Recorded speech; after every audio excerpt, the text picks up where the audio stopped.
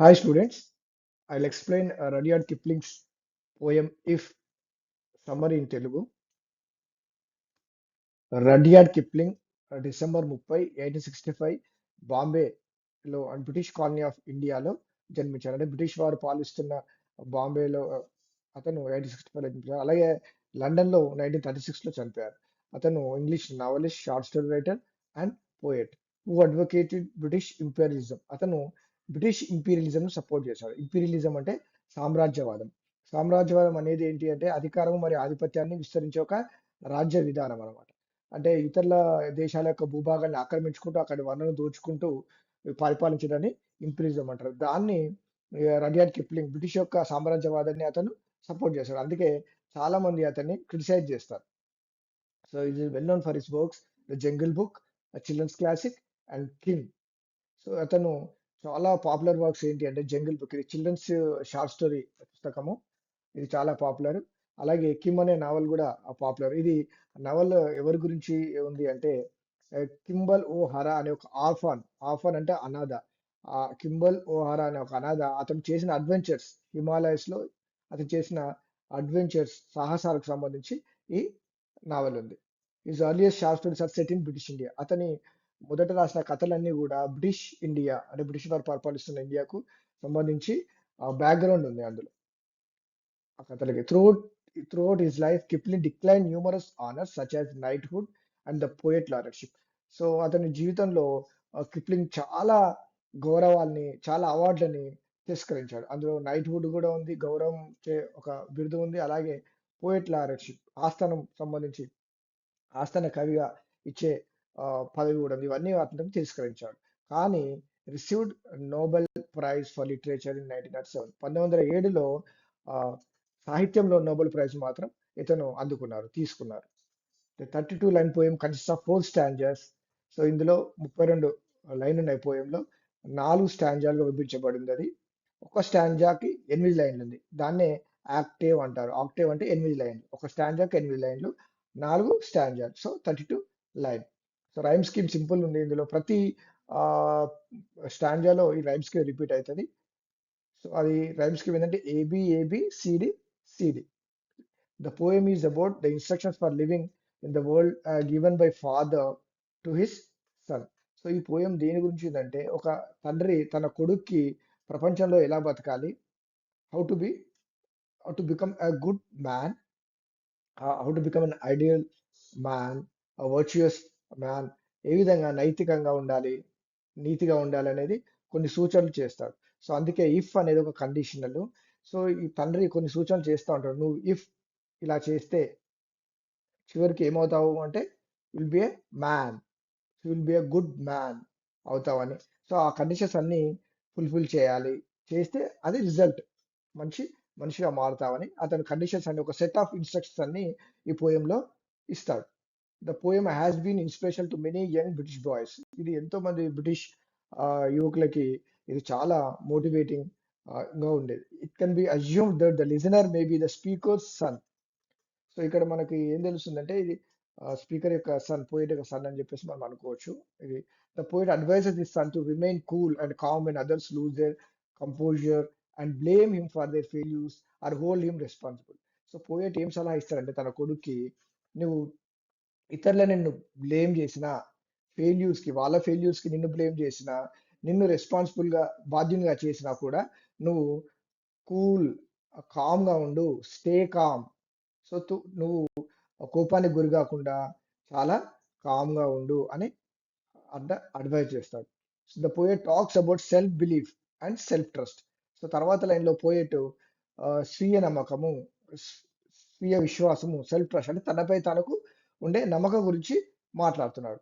Which are crucial when all men doubt one's capabilities.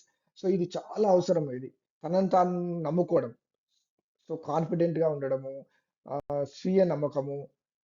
So, have faith in himself, faith in అవర్‌సెల్వ్స్. మన పట్ల మన నమ్మకం ఉండడం అనేది చాలా ఇంపార్టెంట్. ఎప్పుడు ఇతరులు మన యొక్క శక్తిని డౌట్ చేసినప్పుడు, ఇతరులు మన శక్తిని అనుమానించినప్పుడు, ఈ సెల్ఫ్ ట్రస్ట్, సెల్ఫ్ బిలీఫ్ అనేది చాలా ఇంపార్టెంట్. సో, మన పట్ల మనకు చాలా నమ్మకం ఉండాలి. ఈ సజెస్ట్ దట్ ఈ sun should also consider they doubts thoughtfully. So ఒకవేళ ఇతరులు మన పట్ల కొంత అనుమానాన్ని వ్యక్తపరిచిన మన శక్తియుక్తుల పట్ల దాన్ని తీసిపారేయకుండా దాన్ని కూడా కన్సిడర్ చేసి పరిగణలోకి తీసుకొని ఇది ఎంతవరకు నిజము, ఎంతవరకు సబబు అని ఆలోచించాలని సలహా ఇస్తున్నాడు. The poet highlights the quality of patience without losing enthusiasm. So poet ఇంకొక క్వాలిటీ గురించి కూడా చెప్తున్నాడు. ఏమని? పేషెన్స్, చాలా ఓపికగా ఉండడం.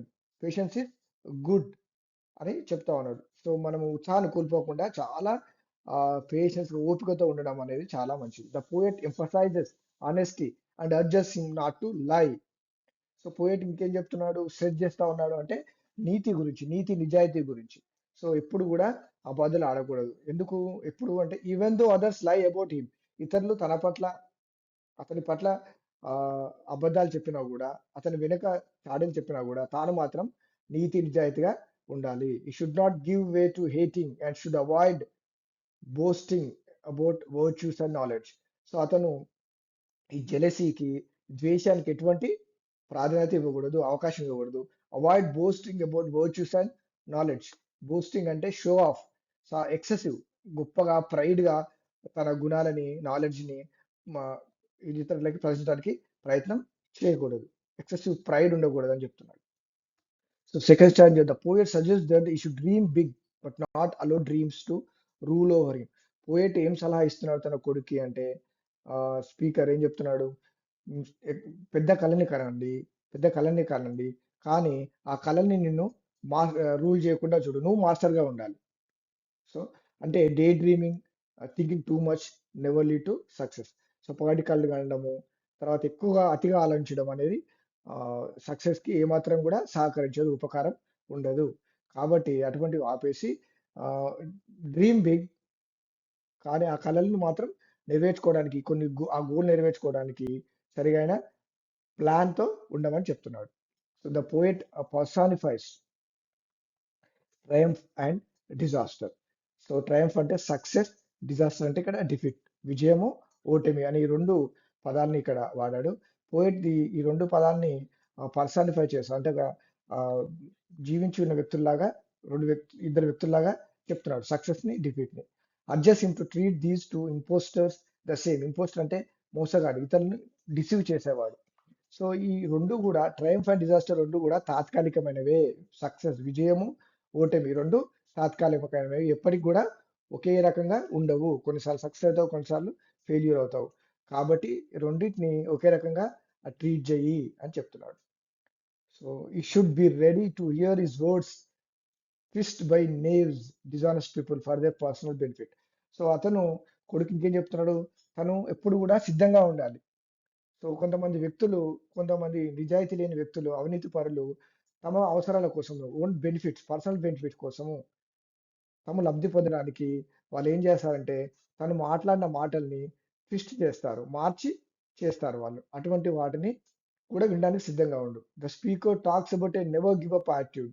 సో ఎప్పుడు కూడా మనము క్విట్ చేయడానికి కాకుండా ఫైట్ చేయడానికి, నెవర్ గివ్ అప్ యాటిట్యూడ్, ఎప్పుడు ఫైట్ చేస్తా అనే ఒక యాటిట్యూడ్ తోటి లొంగిపోకుండా ఉండడం అనేది చెప్తున్నాడు. Instils positivity in his son, saying that. So అతను తన కుమారునిలో పాజిటివిటీ, పాజిటివ్ యాటిట్యూడ్ ని నింపడానికి ట్రై చేస్తున్నాడు. Though he may fail in his endeavours, తన ప్రయత్నాల్లో అతను ఫెయిల్ అయినా కానీ ఈ must be prepare to start again. So fail అయినా కానీ మొదటి నుంచి మళ్ళీ ఆ, పనిని మొదలు పెట్టడానికి ప్రిపేర్ గా ఉండు అని చెప్తున్నాడు. సమ్ టైమ్స్ ఫెయిల్ అవుతున్నాడు, ఫెయిల్ అయినా కూడా జీరో నుండి, స్క్రాచ్ నుంచి తన పనిని మొదలుపెట్టు. సో వరి కావద్దు. సో కొన్నిసార్లు ఫెయిల్ అయిన తన ప్రయత్నాల్లో ముందుకు, సో కీప్ ఆన్ గోయింగ్ అని తన కొడుకుకి అడ్వైజ్ ఇస్తున్నాడు. The third stand, the poet continuous the same thought as the previous lines. అదే థాట్ ఇందులో కంటిన్యూ అవుతుంది. The speaker stays to his son that he must be prepare to take risk in his life. So risk తీసుకోవడానికి సిద్ధంగా ఉండాలి అని చెప్తాడు. Life అనేది risk తో కూడుకున్నది, రిస్క్ తీసుకుంటేనే సక్సెస్ అవుతారు. సో రిస్క్ లేకుండా సక్సెస్ అనేది ఉండదు. కాబట్టి రిస్క్ తీసుకోవడానికి సిద్ధంగా ఉండు. సో ఎన్నో ఇష్యూస్ వస్తాయి, ప్రాబ్లమ్స్ వస్తాయి, ఇవన్నీ ట్యాకిల్ చేయడానికి రెడీగా ఉండు అని చెప్తున్నాడు. సో లైఫ్ అనేది not so easy. One should not quit even though they face hardships in life. So జీవితంలో ఎన్నో సమస్యలు, హార్డ్షిప్స్, ఎన్నో కష్టాలు వస్తాయి. వాటి వచ్చినా కూడా క్విట్ కాకుండా, వదిలి వెళ్ళకుండా, మనము సమస్యలు వచ్చినప్పుడు పారిపోకుండా అలాగే గట్టిగా నిలబడి చెప్తున్నాడు. One should not worry even if they lose everything. So మన జీవితంలో పూర్తిగా కోల్పోయినా కూడా మనం వరీ కావద్దు. సో మళ్ళీ మొదటి నుండి మన ప్రయాణాన్ని స్టార్ట్ చేయాలి. మన ప్రయత్నాన్ని మొదలుపెట్టాలి. They may start a new life from scratch. So మొదటి నుండి ఈ విధంగా స్టార్ట్ చేయమని చెప్తున్నాడు. సో జీరో వచ్చినా కూడా అక్కడి నుంచి మొదలు పెట్టుకుంటున్నాడు. The speaker motivates his child by saying to keep trying even his tired. So ఇంకేం చెప్తున్నాడు? నువ్వు జీవితంలో చాలా అలసిపోవచ్చు పోరాడి.